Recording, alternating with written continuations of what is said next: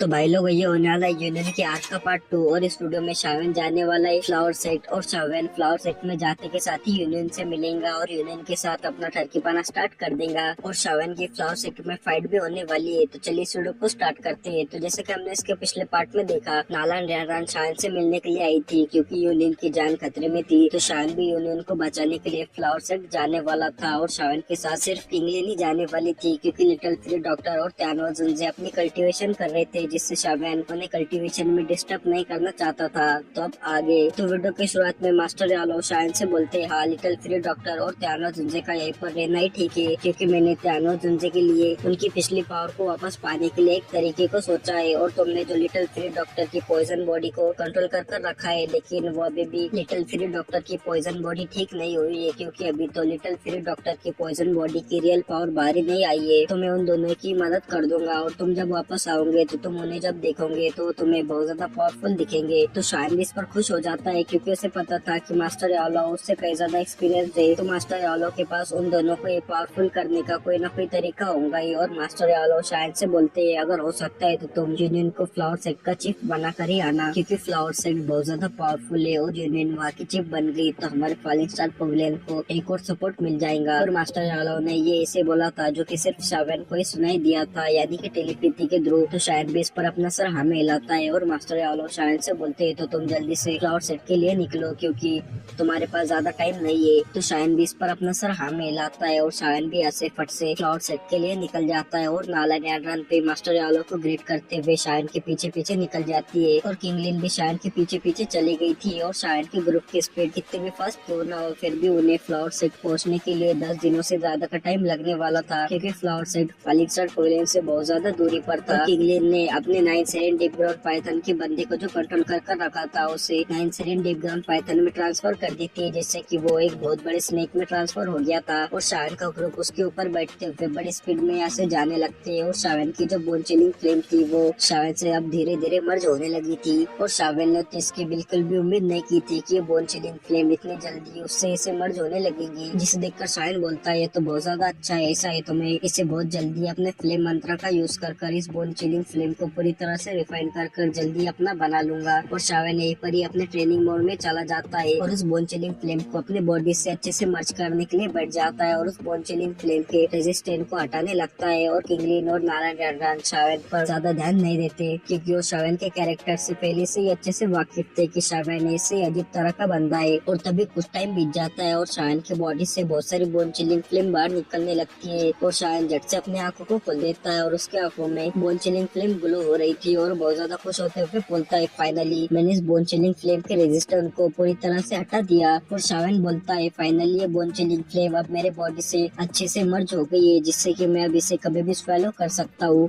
और शावन बोलता है, लेकिन इसे रिफाइन कर स्वेलो करने के लिए बहुत ज्यादा टाइम लगेगा, लेकिन अभी मुझे जल्द से जल्द फ्लावर सेट पहुँचना है, जिससे मेरे पास अभी टाइम नहीं है, जिससे यूनियन का मैटर जब सॉल्व हो जाएगा तो तब मैं इसे स्वेलो करूंगा। और शावन नाला रैन से बोलता है, अभी फ्लावर सेट में पहुँचने के लिए कितना टाइम और लगेगा। तो नाला रैन शावन से बोलती है, हम पहले नॉर्दर्न ईस्टर्न एरिया में एंटर हो चुके हैं और हम फ्लावर सेट के बहुत करीब आ गए, अभी बस हमें 2 दिनों का टाइम लगेगा। जिसे देखकर शावन किंगलिन को उसके स्नेक की स्पीड और भी ज्यादा बढ़ाने के लिए बोलता है क्योंकि शावन अपने फर्स्ट जैब को देखने के लिए बहुत ज्यादा बेचैन था कि अभी यूनियन कैसी होंगी। और किंगलिन भी अपने स्नेक की स्पीड को बहुत ज्यादा फास्ट कर देती है और उन्हें ऐसे ही 3 दिन बीत जाते हैं और वो एक माउंटेन रेंज के ऊपर आकर अपनी स्पीड को धीमी कर देते हैं। और तभी नाला रैन अपने पास एक फ्लावर पेटल जैसी चीज को बाहर निकाल लेती है और अपने सामने की जगह पर घुसेड़ देती है। और वहाँ पर ऐसा होते के साथ ही वहाँ पर एक स्ट्रेंज रिपल एमिट होती है और तभी सभी के सामने एक बहुत बड़ा स्पेटियल बैरियर आ जाता है, जिसे देखकर तो शावन बहुत ज्यादा चौंक गया था और वो बोलता, इतना ज्यादा बड़ा स्पेटियल बैरियर। और इस स्पेटियल बैरियर फ्लावर सेट को छुपाने के लिए बनाया गया था। और तभी इस स्पेटियल बैरियर में एक स्पेटियल कैरेक्टर बन जाता है, जिसे देखकर नाला रैन शावन किंगलिन को उसके अंदर जाने के लिए बोलती है। तो किंगलिन और शावन भी उस स्पेटियल बैरियर के अंदर आ जाते हैं और शावन को यहाँ पर फ्लावर्स की बहुत अच्छी सेंट आने लगती है और इसमें बहुत अच्छी नेचुरल एनर्जी भी थी, जिसे देखकर शावन बोलता है, क्या ये तो मिस्टीरियस प्लेस है। और शावन स्पेटियल बैरियर के अंदर का सीन देखता है जहाँ पर कि उसके सामने आगे बहुत सारे माउंटेन्स थे और शावन को तो वो माउंटेन्स फ्लावर से ही बने हुए लग रहे थे क्योंकि उन माउंटेन्स के ऊपर सिर्फ फ्लावर्स ही फ्लावर्स थे, जिसे देखकर तो शावन और किंगलिन को ऐसा लग रहा था कि जैसे कि वो हेवन में आ गए हो।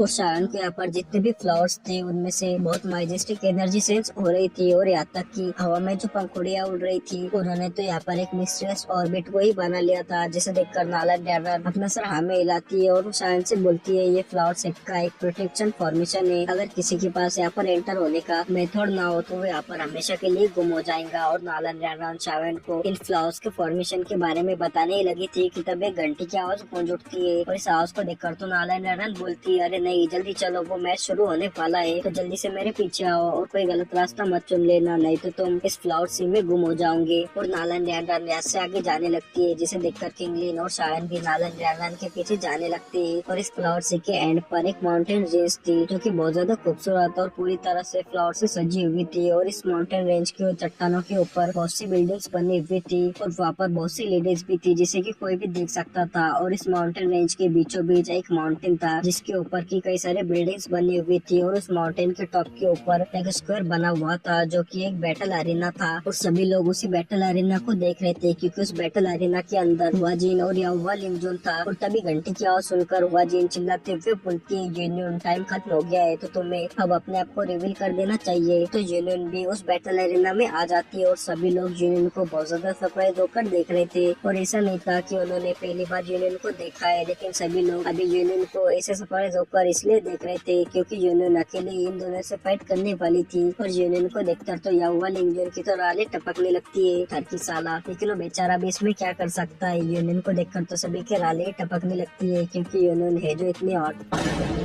रहा नहीं जाता, तड़प ही ऐसी है ना।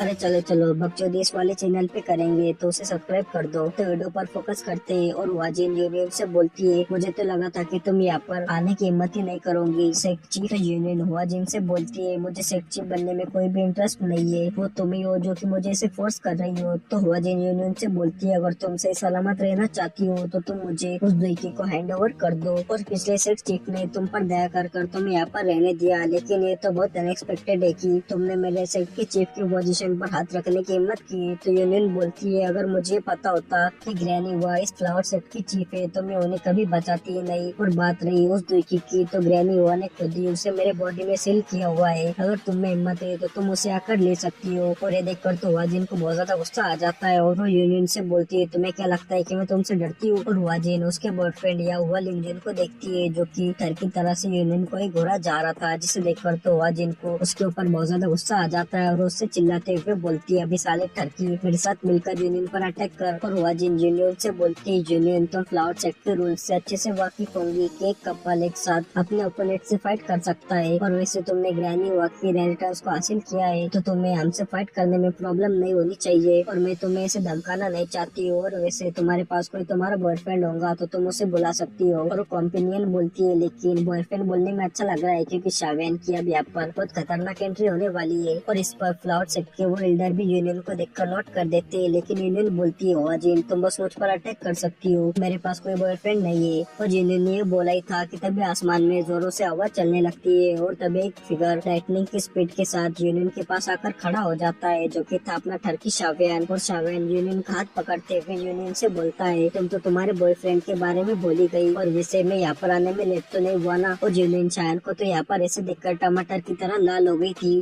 और सभी लोग ये देखकर तो शॉक्ड हो गए थे कि ये शावेन कौन है जिसने कहते के साथ ही यूनियन का ऐसे हाथ पकड़ लिया। और तभी यूनियन शावेन को देखते हुए बोलती शावेन तुम यहाँ पर कैसे। और बोलते टाइम यूनियन बहुत ज्यादा शर्मा रही थी और शावेन ने देखकर यूनियन से बोलता है तुम्हें क्या लगा था कि तुम ऐसे मुसीबत में होंगी और मैं तुम्हें बचाने के लिए नहीं आऊंगा। और तब ये सुनकर यूनियन को कुछ याद आता है और वो बोलती है नाला न्यान और उसे सब समझ आ जाता है कि शावेन को यहाँ पर नाला न्यान नहीं लाया होगा। और यूनियन फटाफट से शावेन के हाथ से अपने हाथ को छुड़वा देती है क्योंकि शावेन टर्की बनते हुए अपने फुल टरक से सबके सामने उसके हाथ को पकड़ा हुआ था। और यूनियन शावेन से बोलती है फ्लावर सेक्टर तो तुम यहाँ पर ऐसे इतने रेकलेसली किसी घुसकर आ सकते हो। तो शावेन बोलता है तुम मुझसे इतने सालों से छुपती आ रही हो, क्या ये तुम्हारे लिए काफी नहीं है। तो यूनियन शावेन से बोलती है तुमसे कौन छिप रहा था। और तभी वाजिन को तो देखकर शावेन के ऊपर बहुत ज्यादा गुस्सा आ गया था और शावेन से गुस्से में चिल्लाते हुए बोलती है तुम कौन हो जिसने की मेरे फ्लावर सेक्टर में ऐसे घुसने की हिम्मत करी। तो शावेन उससे बोलता है तुम मुझे यूनियन का कॉम्पिनियन कंपेनियन नहीं बॉयफ्रेंड मान सकती हो। और ये सुनकर तो यूनियन शर्मा जाती है और शायन की तरफ थोड़ा सा गुस्से से देखती है, लेकिन शायन तो उसे इग्नोर कर देता है और अपने सामने खड़े उन दोनों ही बंदों को घूरने लगता है। और तभी याहुआ लिंगजुन की तो शायन को ऐसे यूनियन से चिपका हुआ देखकर जल जाती है और उस शायन से गुस्से में बोलता है, तुम 2 स्टार दोजन के बंदे होकर इतना अरोगेंट बन रहे हो, लगता है कि तुम आज यहाँ पर मरना चाहते हो। और तभी हुआ जिन यूनियन से बोलती है, तुमने तो कहा था कि तुम्हारा कोई कॉम्पेनियन नहीं है, तो ये कहाँ से आ गया? लेकिन खैर जैसे कि ये आ गया है तो तुम इसके साथ मिलकर हमसे फाइट कर सकती हो,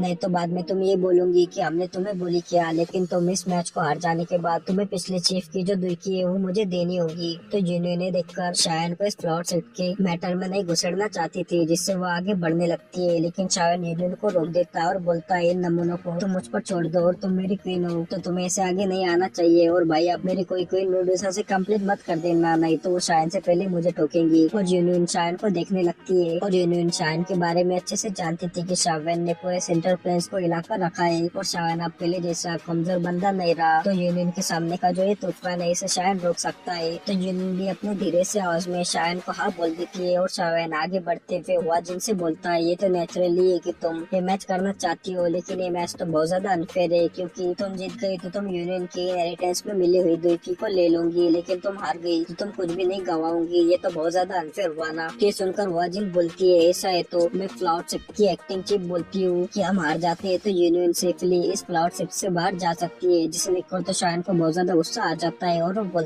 बोलता है ऐसा है तो इस मैच की कोई जरूरत नहीं, क्योंकि शायन यूनियन को तो यहाँ से फ्लावर शिप से बाहर वैसे भी निकाल सकता था। तो स्वाजिन को तो सुनकर बहुत ज्यादा गुस्सा आ जाता है और शायन से बोलती है, तुम यहाँ पर मेरे फ्लावर सेट में आकर ऐसे अपनी मर्जी नहीं चला सकते, तुम्हारी इतनी ज्यादा हिम्मत हो गई और तुम यहाँ से भागकर भी जाते हो तो हमारा फ्लावर सेट तुम्हें तुम्हारी पूरी लाइफ तक पीछा करेगा। तो शायद तो सुनकर जोरों जोरों से हंसने लगता है और वो बोलता है, ऐसा है तो तुम बस मेरा फॉलिंग स्टार पवेलियन तक ही पीछा कर सकती हो, क्योंकि वो आशा है कि तुम्हारी पीछा करने की हिम्मत नहीं है। जिसे सुनकर तो वाजिन बहुत ज्यादा शॉक हो जाती है और शायन से बोलती है, क्या फॉलिंग स्टार पवेलियन, क्या तुम फॉलिंग स्टार पवेलियन से हो? और वाजिन ये जानती थी कि फॉलिंग स्टार पवेलियन के पास अब एक बांग्शन है, जिससे उसका फ्लावर सेट भी फॉलिंग स्टार पवेलियन से भिड़ने की हिम्मत नहीं करेगा। और वो ये भी जानती थी कि फॉलिंग स्टार पवेलियन का जो बांग्शन है वो एक टॉप का अल्केमिस्ट है और उसके एक बुलाने पर ही वहाँ पर ऐसे कई सारे बंदे आ जाएंगे जो कि फ्लावर सेट के ऊपर अटैक करने से पहले एक बार भी नहीं सोचेंगे, क्योंकि अपने मास्टर यालो का सभी जगह पर अब सिक्का चलता है। और शावन यहाँ पर हरे भरे माउंटेन्स को देखते हुए उन्हें ग्रेट करता है और बोलता है, मैं शावन मास्टर याओचेन का डिसाइपल, उन्होंने मुझे जाने से पहले कहा था कि मैं उनकी तरफ से आपको ग्रेट करूँ। और शावन को उन माउंटेन से बहुत खतरनाक प्रेजेंस सेंस हो रही थी और शावन ने जानता था कि वही फ्लावर सेट के ओल्ड जनरेशन के एक्सपर्ट होंगे जो कि अपने आप को शो नहीं करना चाहते। और शावन को बाकी के फ्लावर सेट के बंदों से डर नहीं लगता था, लेकिन ये ओल्ड जनरेशन के एक्सपर्ट बहुत ज्यादा खतरनाक थे, जिससे तो शावन भी पंगा लेना नहीं चाहता। और याहुआ लिंगजुन को भी अब शावन के बारे में पता चल गया था कि शावन का बैकग्राउंड बहुत ज्यादा पावरफुल है और फ्लावर सेट की बंदियां तो शावन पर फिदा हो गई थी, क्योंकि अपना शावन बहुत ज्यादा ठरकी होने के साथ साथ बहुत ज्यादा हैंडसम भी है, लेकिन अपने मास्टर यालो तो शावन से भी 100 गुना ज्यादा ठरकी है। उन्होंने तो फ्लावर सेट के ओल्ड जनरेशन के एक्सपर्ट्स को अपना दीवाना बनाकर रखा है। और तभी उस माउंटेन से आवाजें आने लगती है जो कि बोलती है, क्या ये शावन सच में याओचेन का डिसाइपल है? और वो ओल्ड फेलो याओचेन अभी फॉलिंग स्टार पवेलियन में है, ऐसा है तो मैं उससे टाइम निकाल कर पर्सनली मिलूंगी। देखो भाई, मैंने तुमसे पहले ही कहा था ना कि अपने मास्टर यालो बहुत ज्यादा ठरकी है और उन्होंने फ्लावर सेट के ओल्ड जनरेशन के वुमेन्स को अपना दीवाना बनाकर रखा है। और भाई तुम मेरे सेकंड चैनल को सब्सक्राइब कर दो, क्योंकि उस पर तुम्हें मास्टर यालो से रिलेटेड ही ज्यादा कंटेंट देखने के लिए मिलेगा। और फिर इसी के साथ ये वीडियो भी यही खत्म होती है और इसके नेक्स्ट पार्ट आपको कल जल्दी से जल्दी चाहिए, तो इस वीडियो पर 1.3 के लाइक्स और 50 कमेंट्स करवा दो।